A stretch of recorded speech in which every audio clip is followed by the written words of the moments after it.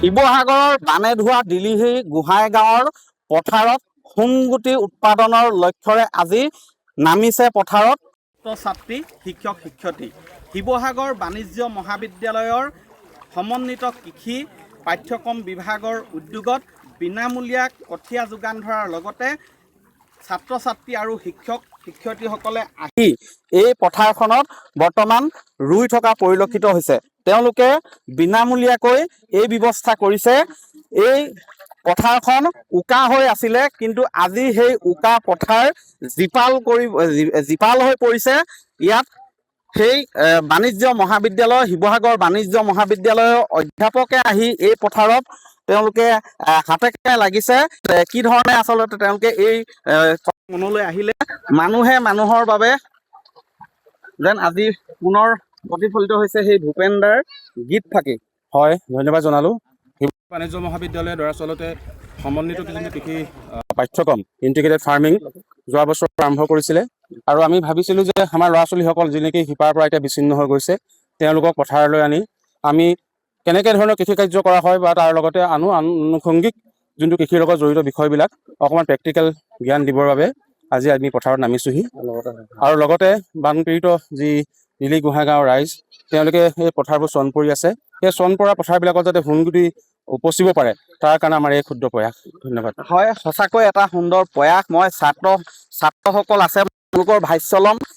এয়া মই দেখুৱাইছোঁ। আন এগৰাকী মই ছাত্ৰৰ কাষলৈ আহিম। তুমি পাঠ্যক্ৰম তাতে পঢ়ি আছা? কোন ঠাইত ঘৰ তোমাৰ? মোৰ ঘৰ ইয়াৰ ওচৰতে, ৰজাবাৰী বুলি কয়। হয়, তোমালোকৰ ঘৰো চাগে বানপানীতে আছে। তাৰ মাজতে আহি ইয়াত আজি কেনেধৰণে তোমালোকে ব্যৱস্থা কৰিছে? আমাৰ ভাল লাগিছে, মানে ইয়াত বানপীড়িত মানুহৰ সহায় কৰি। কিন্তু আমাৰো পথাৰ ডুবি আছে, সেইকাৰণে আমিও কঠীয়া ৰুব পৰা নাই।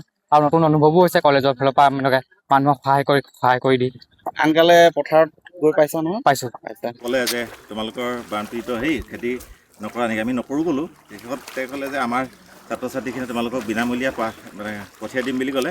কঠীয়াটো তোমালোকে ৰেডি কৰি দিয়া, খেতিটো হাল বাই দিয়া। মই খেতিটো মানে প্ৰায় 10 বিঘা মাটি মানে হাল বাই দিছোঁ।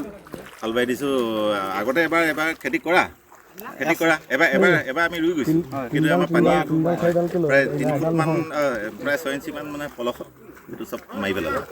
এতিয়া আপোনাৰ এই ইয়াত চাগে এচাৰ বালে হৈছে এতিয়া এচাৰ বাই দিছোঁ। আগত 3-4 চাৰকৈ বোৱা আছে। মাটি ধুনীয়া গেলগেলীয়া হৈছে, পূৰা গেলগেলীয়া পলস আছেতো। ইয়াত পলস আছে।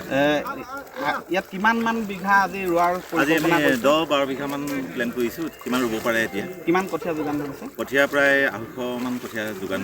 মই বেলেগ এফালৰ আনিছোঁ, বোকাখাটৰ পৰা আনিছোঁ অলপ, আৰু কিন্তু এতিয়া আজি তাৰিখটো হৈছে ভাদৰ, আজি 4-5 তাৰিখ হৈছে ভাদৰ। এনেকুৱা সময়ত কিন্তু ৰঞ্জিত কঠীয়া তেনেধৰণৰ হ'লে ফচল নধৰিব। হয়, আমি এইটো ৰঞ্জিত দিয়া নাই, এইটো চৈলাহী দিছোঁ, জহা দিছোঁ, বৰা দিছোঁ, আৰু বোকাখাটৰ পৰা যিখিনি কঠীয়া দিছে যোগান ধৰিছে এইখিনি আইজোং বুলি কৈছে। এইটো আইজোং শেহতীয়াকৈ ৰুলেও বোলে আইজোংটো এইটো ধান ওলায়, এইটো কুমলীয়া কঠীয়া হ'ল। এনেইতো আইজোং তাৰ সময় পাৰ হৈ গৈছে। তেওঁলোকে কোৱা মতে এইটো শেহতীয়াকৈ ৰুলেও হ'ব, কঠীয়াটো কুমলীয়া কঠীয়া, এইটো বোকাখাটৰ পৰা যোগান ধৰিছে। হয়, এনেধৰণে প্ৰয়াস কৰিছে শিৱসাগৰ বাণিজ্য মহাবিদ্যালয়ৰ সমন্বিত কৃষি পাঠ্যক্ৰম বিভাগৰ উদ্যোগত।